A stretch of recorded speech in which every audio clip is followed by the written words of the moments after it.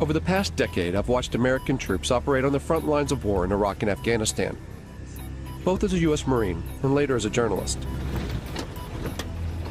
During that time, two things have struck me. First, Americans have developed a low tolerance for seeing their soldiers return home in coffins.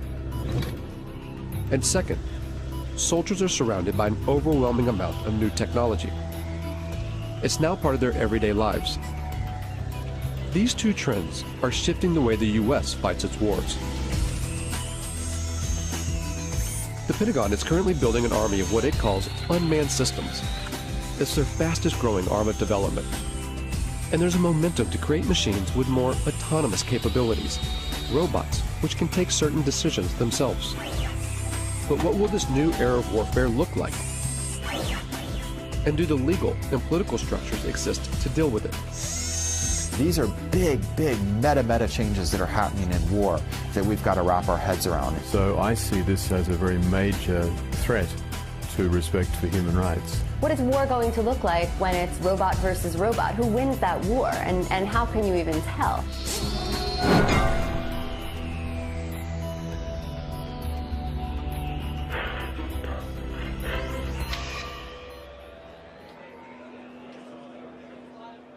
This is the largest gathering of robotics companies in the world. It's organized by AUVSI, the Association of Unmanned Vehicle Systems International. So these are successfully used in operations at the reactors. Hundreds of private corporations and university researchers are here to show off their latest cutting-edge inventions. And so there's things that we can actually pick up with the gripper, use them to defuse a bomb, and then put them back. They're all either selling their products or soliciting funds for their projects. And most of them are targeting a single customer with deep pockets, the U.S. military. This is an annual conference for the robotics industry in Washington, D.C. Years ago, this was a pretty small gathering. This year, there'll be over 7,000 attendees. It's an enormous business here now. It covers everything. You'd be surprised what you could find. Everything from unmanned boat ships, submarines, to armed drone helicopters. And just the air portion of the robotics or unmanned industries this year will be worth $7 billion. In 2009, the U.S. Defense Department earmarked $18 billion over 5 years for the development of unmanned systems. This boom in military robotics comes off the back of the so-called global war on terror. The wars in Iraq and Afghanistan, along with lethal action in Pakistan and Libya, have created a political and strategic space for unmanned robotic systems. It's not a situation where you're in these big, formation operations or fights.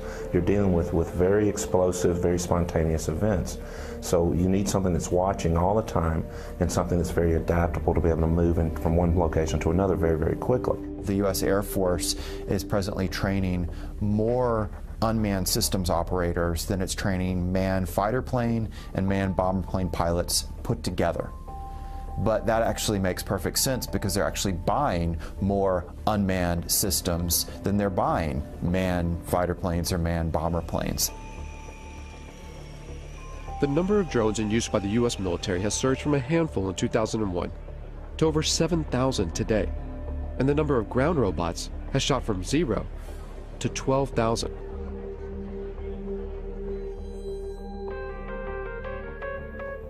When you start to take a look, the amount of robot research funded by the U.S. military is astonishing.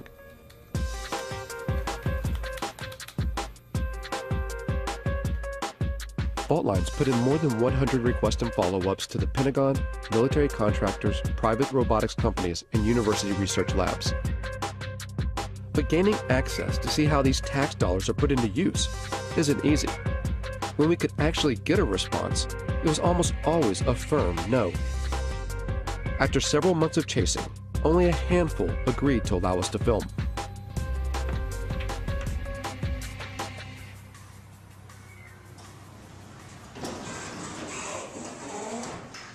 Tardec was one of them. It sits on a base just outside Detroit, Michigan. If you just want to try it out, drive. Seriously? That's it. An Army research facility from World War II. It used to build tanks. Wow, look at that. Now much of their work is dedicated to robotic technology.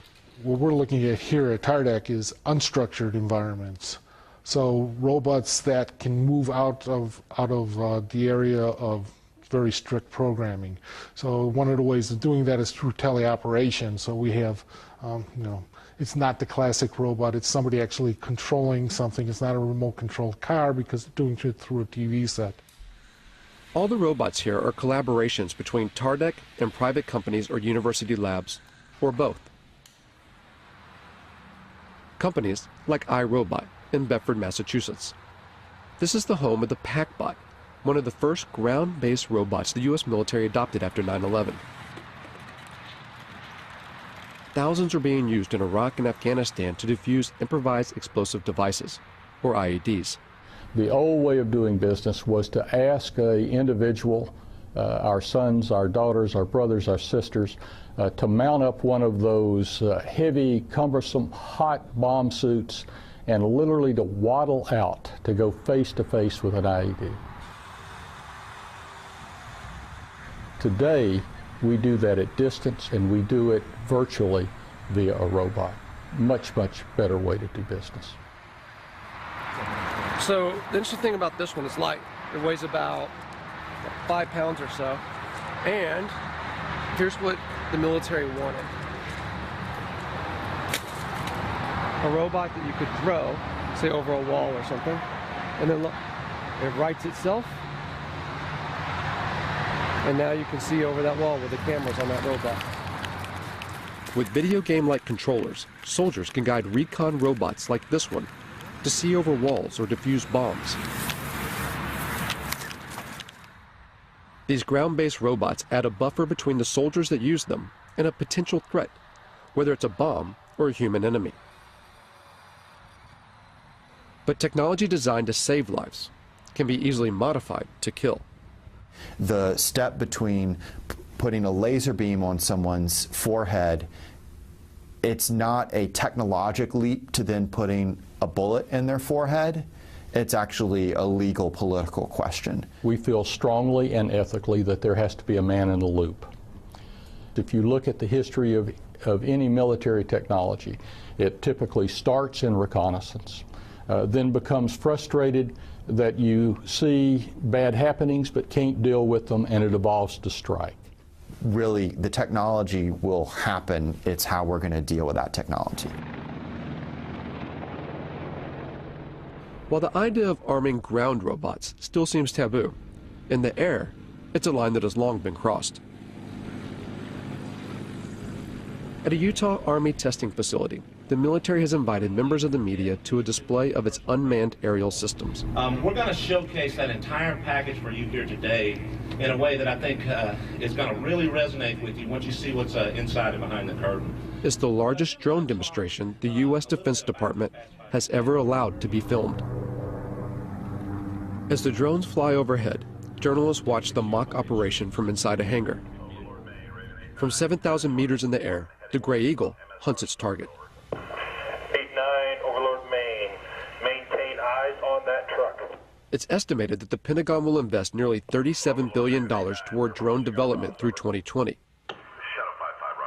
advancing unmanned systems more than piloted aircraft. Oh, I think it's fundamentally changed warfare. I think it's fundamentally changed the way we operate. I think eventually it's going to fundamentally change the way we live in the United States. And now we have a technology that allows you to carry out acts of force without having to think about some of the consequences, the political consequences of sending sons or daughters into harm's way. So in my mind, the barriers to war in our society, they were already being lowered. Now we have a technology that literally takes those barriers to the ground. Apache 17, track target 2. All of which make it such an attractive tool for the U.S. But drones are some of the most controversial weapons in the American arsenal, particularly in their use for targeted killings, a phrase first termed under the Bush administration's so-called War on Terror, to use lethal force against specific individuals. It means killing people, often outside official war zones. The program has been ramped up under the Obama administration. In places where there would be very serious geopolitical ramifications and the ramifications of American lives being placed on the ground in those dangerous situations, the drone appears like a silver bullet. Pakistan has borne the brunt of this silver bullet. And it's all secret. The CIA, not the military, runs the Pakistani drone program. The CIA is not required to offer any information about its operations, how it selects its targets, who's in charge, and how many people are killed. And the Obama administration will not officially discuss the CIA drone program, not even to confirm or deny its existence.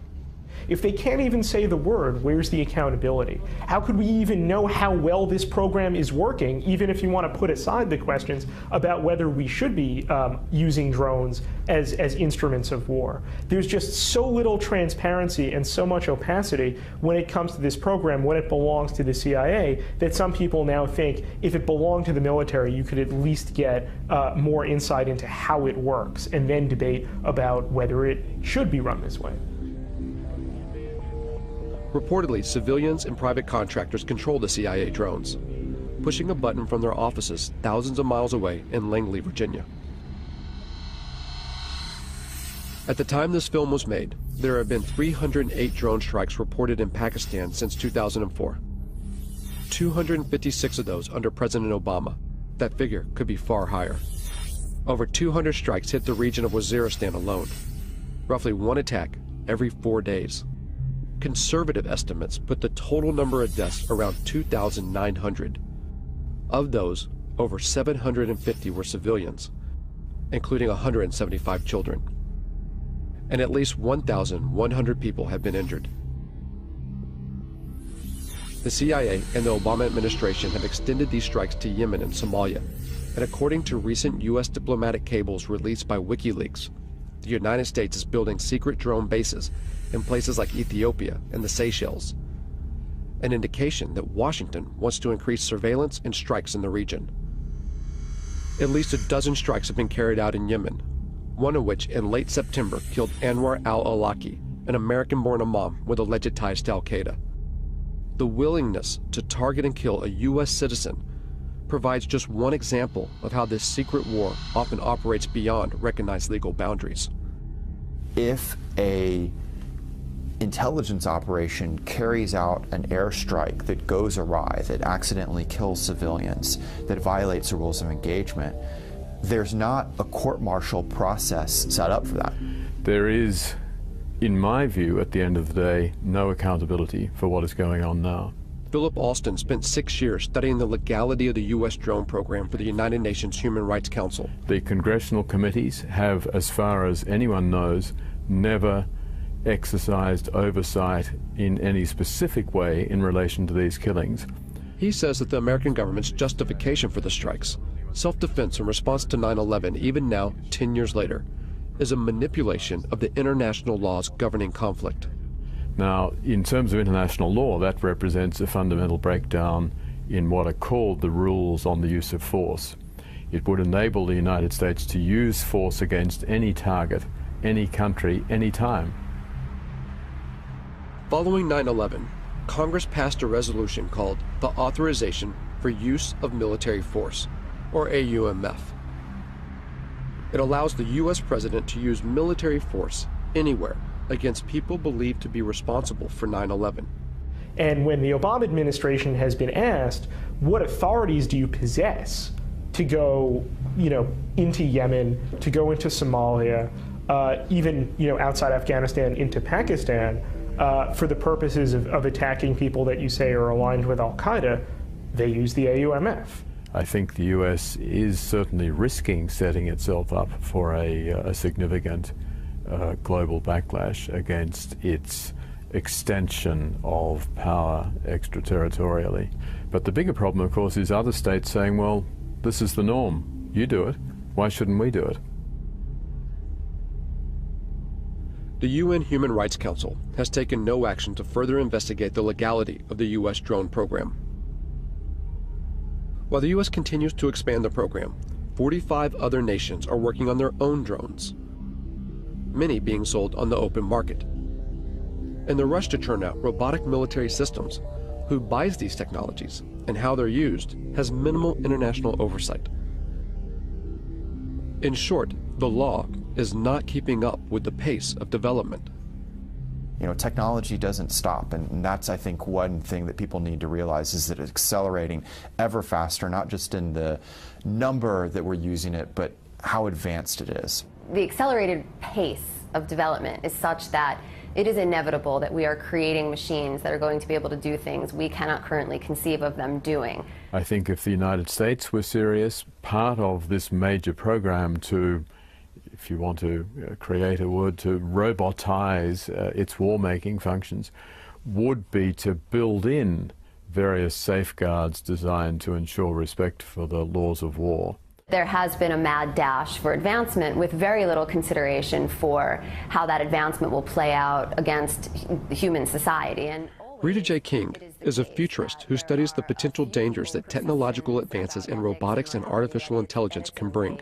Within the United States, you have the military, and then you have, private business, and you have universities. So all these different groups are doing their own research and their own creations at different paces. And eventually there will be more of a coming together of these different aspects of the programming and the creations, and we will cross a line. In a university lab at Virginia Tech, Professor Dennis Hong and his students work on a robotic soccer team. The real thing is, if you want to use these robots outside the lab in real life doing real work, then without all the skills needed to playing soccer, it won't happen. So it's a really good controlled competition where we can develop all the technologies needed for robots to be used in real life. Virginia Tech's funding comes from a variety of sources. These robots are part of a project sponsored by the National Science Foundation. But they also take on projects financed by the U.S. military. So as a research lab, the technology we develop, we want the society to be using our technology. Of course, many of our robotics projects, most of them, if not all of them, are to help the society. But here they recognize that a technology's ultimate use is unpredictable. Time to time, as a group, we sit down and discuss about these kind of problems. Mainly, it's very sensitive, especially for when we work on military-funded projects and those kind of things. But many times, we don't have any control once it leaves our hands. However, that's true for any technologies, any science besides robotics as well. It's hard to put a timeline on how fast robots and artificial intelligence will develop. But almost everyone we spoke to seemed to believe that in just a few decades, the robots that will exist in our world will be unrecognizable by today's standards. I think the probability is virtually one, a certainty, that machines will be as intelligent as people, that we will have intelligent robots, that robots will be ubiquitous. So then the consensus of people in the industry is somewhere around 2025, 2030, and even if you were to say, oh, that's optimistic, so maybe it's 2050. Maybe some of us won't be around to see it, perhaps, but it's not that far in the future. It's not 1,000 years. It's not 500 years. It's certainly not never. When people say machines will never be as smart as people, never is a very long time. The robots that we create could, of course, eventually will become much smarter than we are. And because they're smarter than us, we won't be able to conceive of how smart they are. And we'll have no control over that. And I don't think our brains are really equipped to accept the enormity of what that means, because we do find ourselves intelligent now. Science fiction stories have always made predictions about conflict between machines and people. The way to avoid that is for humans to always be at least as intelligent as their machines. While we may not know exactly if or when robots will become as intelligent as humans, at AUVSI, the talk of autonomy, of military robots taking more decisions by themselves, is growing. Work on the next generation of autonomy, maybe before it's really needed, to show where it can go. General Riggs talked about unfair advantage, and I'm in full agreement with him. We want unfair advantage. We want lots of unfair advantage. Why shouldn't we? And unmanned systems, and especially weaponized unmanned systems, clearly provide a huge advantage. So how far will robot autonomy go? And will a robot ever be allowed to make the ultimate decision, to take a human life.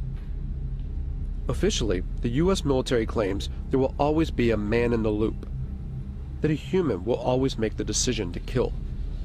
But there are signs that this may not always be the case. In 2006, the Army funded a major study to find out if lethal autonomous robots could be programmed to act ethically on the battlefield. There's a long and rich history of war crimes in every war. We try and train our soldiers, and soldiers are instructed in this, but we are human beings. And there is emotions, there's anger, fear, frustration. We don't have to put those in autonomous systems. We can engineer out the emotions that get in the way. Ron Arkin, a professor at Georgia Tech, worked on this study and argues that robots can be more ethical than human soldiers, even in decisions to kill, by programming in what he calls bounded morality. You establish a venue, a region, or a task environment, or a mission under which the system is operating, and you engineer that system to make sure that it acts appropriately under those particular circumstances. Whether it makes that decision what to fire at, when to fire, and who to fire at, that I think is a critical decision that we already sort of ritualize within the military decision process, and we shouldn't relinquish that. There's reasons to deny people their right to life, self-defense, intervening on behalf of another to defend their life. But those are decisions that human agents and moral agents should be making, and not automatic processes. I will never, ever make the claim that these systems will be perfect. But I do make the claim that, I have the belief that these systems can outperform human beings in the battlefield, ultimately from an ethical perspective. We do have a moral responsibility to try to prevent this, and to not invest our time and energy and resources as scientists, as a society, into building a technology that has that kind of capacity to kill people on its own. But for now, there are no signs that research like this will stop. Because there's an assumption that underlies not only Arkin's work, but also the billions spent on defense. The assumption that war will always continue. War is a very cultural thing. It's a kind of a social deliberation instead of a moral deliberation, or a cultural deliberation, if you will. Like, how do we want to fight wars? What is it to be a warrior in this society? And what does this society decide that war is about and is good for? In the past, battles had formal boundaries and ends, where each side had to bury their own. But as more robots go to war on behalf of humans, what stake does society hold? As killing becomes more automated, does it make war all too easy? So I think that is a big issue as far as what these technologies are going to do, and making war much easier to become involved in, and really detaching, especially in the United States, the American public from its sense of responsibility and moral and social deliberation that should go into deciding when wars occur. A lot of people say, well, why don't we stop working on this technology? There's a problem, though. You'd have to stop science. It means you'd also have to first stop war and stop capitalism. And there's such a vast amount of money that goes into thinking about defense problems and solving defense problems, that if we turned that time and energy and resources into solving more practical problems, we would actually probably alleviate most of the social and political problems that cause us to have defense and security concerns. And the fact of the matter is that most of the funding that's going into robot research, of course, is to create a better war machine. And to what end? It demonstrates how far we are from the sort of intelligence we need to build robots that can help us instead of hurt us.